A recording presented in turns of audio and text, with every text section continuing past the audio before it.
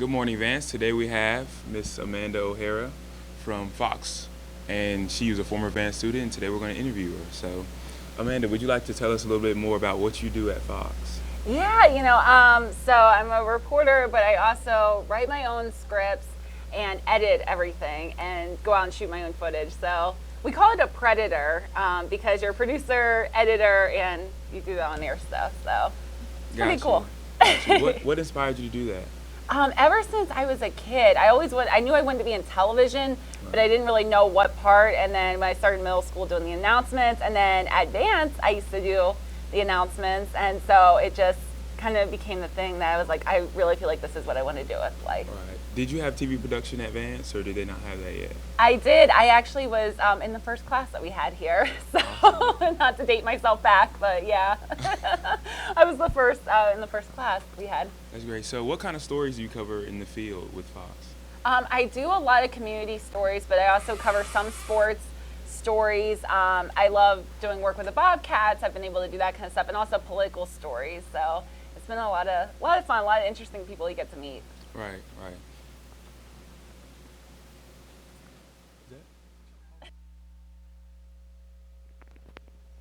Good morning, Vance Cougars, and welcome to a very special episode here at TVance Channel 7 News. As most of you guys know, I'm Jenny. And I'm Anna. And we have a very special guest here with us, the beautiful, the one and only Miss Amanda O'Hara. Round of applause, guys. You guys are too nice. All right, so if you don't mind, we're actually going to pick up from where Torin left off and ask you a few questions. So, Andy, you want to go first? So tell us how you got started at Fox. So last year I was co-hosting the Hounds radio show, and then started sending out demo reels. I was still in school, sending out demo reels, and luckily Fox, the news director, caught the demo reel, and I went in for an interview and ended up working there. So the big thing was never give up, because I sent hundreds of demo tapes, I feel like, everywhere. Never give up, guys. Good advice. What has been by far the biggest blooper or the funniest thing that's happened on set? Oh gosh, so Cody Zeller and I were doing this thing for the Bobcats game, and we were in the middle of Bobcats practice, so all the players are coming by, and he couldn't get his lines right, and then I had it down, and then I couldn't get my lines right, and he had his down, and so everybody's just laughing at us. The players are all like thinking this is the funniest thing, the coach is laughing, and we kept going for like 5 minutes trying to get these lines right. Oh, and then we were playing. So you never cut? No, we just kept going Wow. and going, and we were playing one-on-one, and then I ended up dropping the basketball, and totally made a fool of myself and everything. That sounds awesome, though. Yeah. That sounds a lot of fun. But it was funny. It's really fun. Where'd you go to school and what'd you major in? I was in the military, in the Air Force, and then so I was doing AMU, which was American Military University. Then I went to Carolina School of Broadcasting. So everything was really technical broadcasting. What's the scariest thing that's ever happened to you on set? The scariest thing, I would say, I was really, really nervous when I interviewed Clay Aiken. Like, I was shaking, and a lot of people couldn't see it, but I had the piece of paper with the questions, and I was just shaking so hard, and I was like, gosh, I hope they don't see this on camera, because I was so nervous, but he was so comfortable that after the first couple questions, I felt fine, but that was, like, a moment that I was like, gosh, I think people are going to think, like, why is she shaking so hard, because I was so nervous. I mean, as a kid, I remember he was on American Idol and stuff. I was actually at Vance when he was on American Idol, so. Cougars. Yeah. We have a fellow Cougar. Well, thank you so much, Amanda, for coming. We really appreciate it. Thank you. Thank you, guys. Have a great day.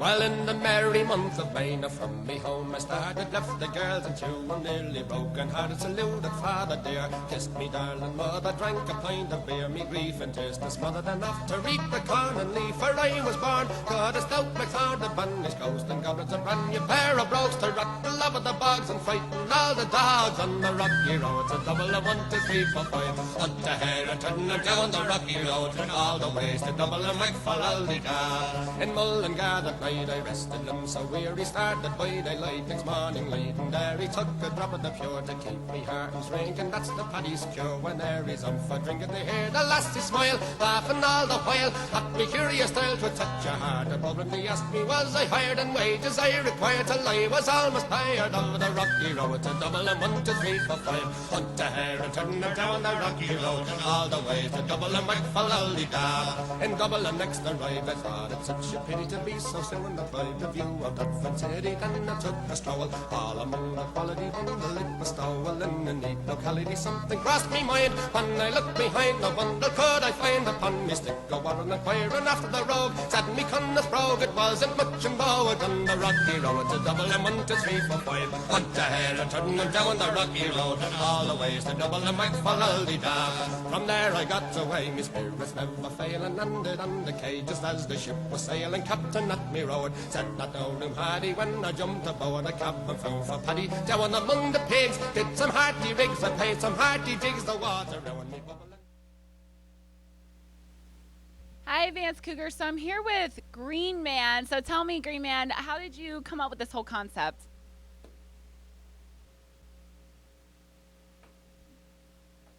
Ah, nice. So do you have any talents or anything?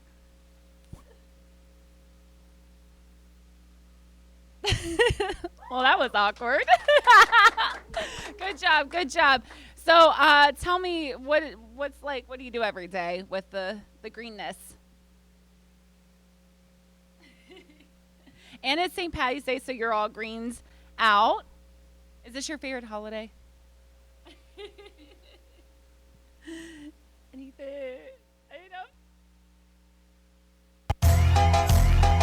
Yeah.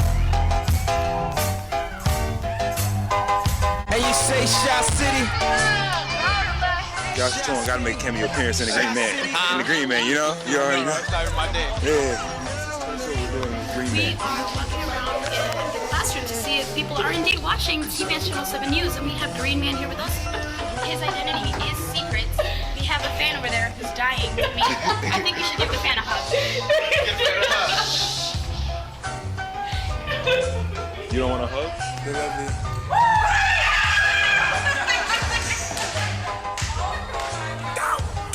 You committed. You committed.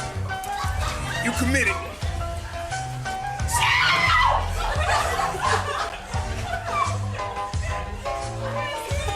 Let's go.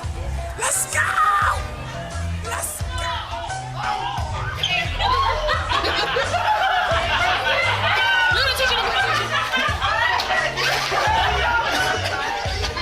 Shot City. Home again. Do you think about me now and then?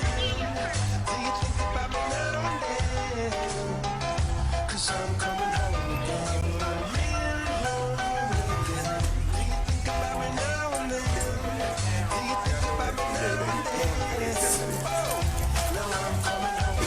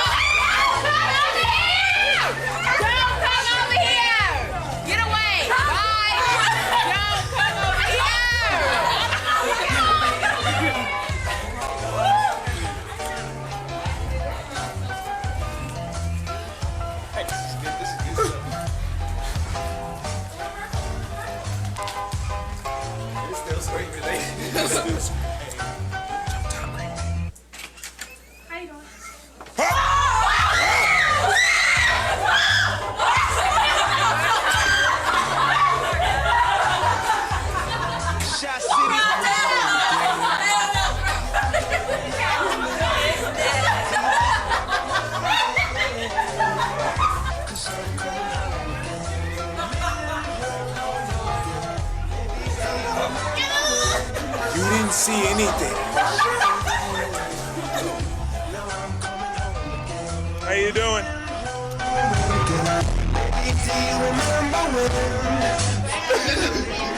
I love you all. That was horrible footage. You did not.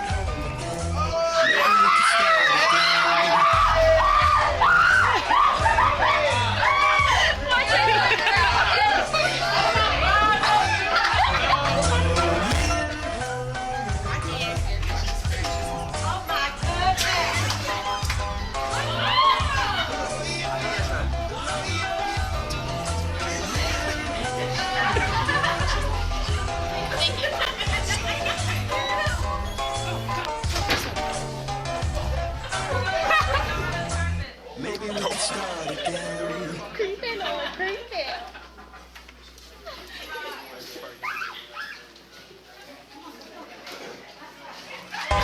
say Shot City, Shot City, Shot City. I'm coming home again.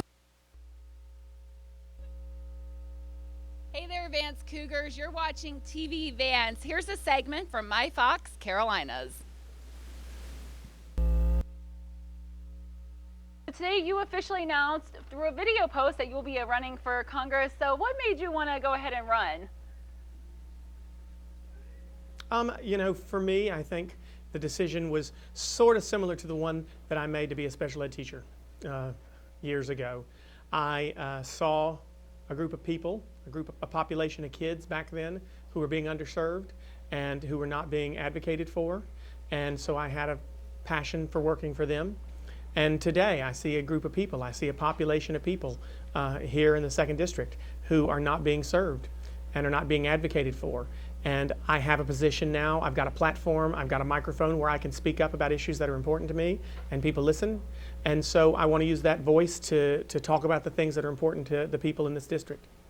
Speaking of which, when you were talking about growing up, you grew up in a single mother household. So tell me how you're going to help others who are in the same situation. I think what mothers are concerned about is getting their kids adequate education, getting their kids educated for the types of jobs that we are going to be seeing in our nation in the coming years. At the same time, they want to make sure that college is going to be affordable, and they want to make sure that they have jobs that pay well, and that the economy is improving or continuing to improve in a way that they can afford to take care of their households and their children. I think that's the same that's the same thing that all households want, whether they're single parent households or not. And you went to college here in Charlotte, so you grew up in North Carolina. Tell me, what does it mean for you to run in your home state, run for Congress? You know, this is a state in general that I've advocated for North Carolina since the minute that anyone would listen to me talk, and I love North Carolina, and I don't think that's a question on anybody's mind at all.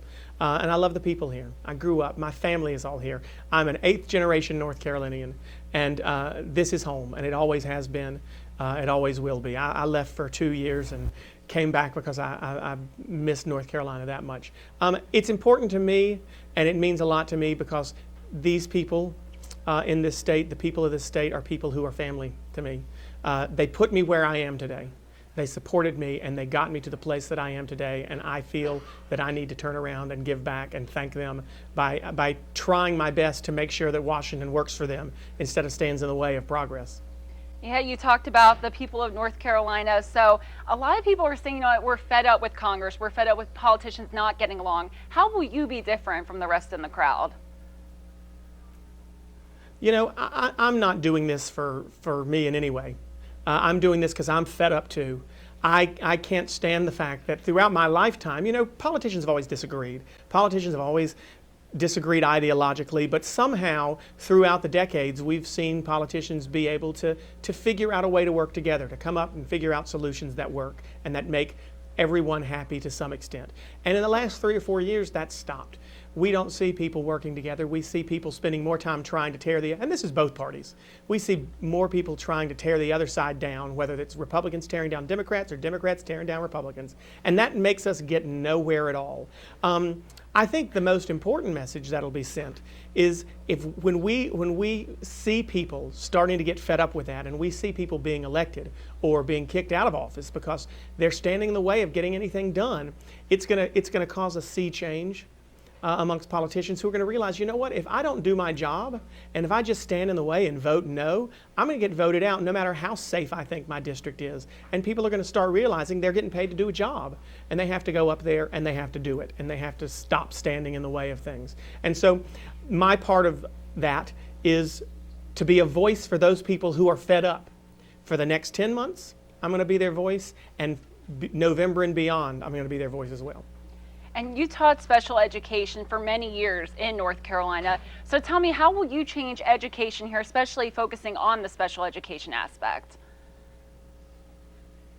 You know, I think we need to work on education in general because we need to be preparing kids for the types of jobs that are going to be available in the coming years. High-tech jobs, jobs that require specialized training. And we need to make sure that kids who are getting out of high school are prepared to go into community college programs where they are able to be trained for these types of jobs. And we don't need to be discounting liberal arts education either. You know, one of the great things about America is we are the innovators. We are the ones who create the incredible things like iPhones and Facebooks. And those people who are creating those are the types of people who are getting abstract learning, access to education that lets them think abstractly and think creatively. And those are just as important as the jobs that train people to do specialized, high-skilled labor. So we need to make sure that we're encouraging all types of education, and we need to be funding that. Yeah, and lastly, I'd love to kind of get your thoughts on this. So Congresswoman Renee Elmers, she was recently quoted saying, apparently his performing career is not going so well and he's bored. As we know, he didn't really fare all that well. He was runner-up. How do you respond to that? Well, she also said in there that she thought I had a beautiful voice, so I say thank you. You left that part out, and that was my favorite. I think it's indicative of exactly the kind of thing that people are tired of. Politics is about tearing people down instead of building other people up. It's a shame that I didn't even get a chance to get into the race before the mud started being slung. I'm not going to sling any back. I am used to hearing criticisms. For the last decade of my life, I've heard plenty, and even before then, my skin is way too thick to let that bother me. They're going to have to do a lot better. All right, and you spoke of the criticism, but are you getting any support from the Claymates and from your fans? Are you getting any support from the Idol fans and the Claymates? Are they showing their support? I don't necessarily categorize the support that we've gotten thus far by different groups of people necessarily. We've gotten a lot of support, especially today. I mean, I've been humbled by the amount of support we've had from people in this state and in the district who are fed up, just like I am, just like you mentioned, people all over the state are, and they're coming out very vocally to say, you know what, we're fed up with the exact type of things that you're fed up with too, and we want to see people go to Washington and listen to us, talk about jobs, talk about the economy, talk about education and making sure we can put our kids through college. And they don't want to hear the mudslinging either. All right. Thank you, Clay, so much for joining us. We appreciate it a lot. Thanks for taking the time. Thank you for having me.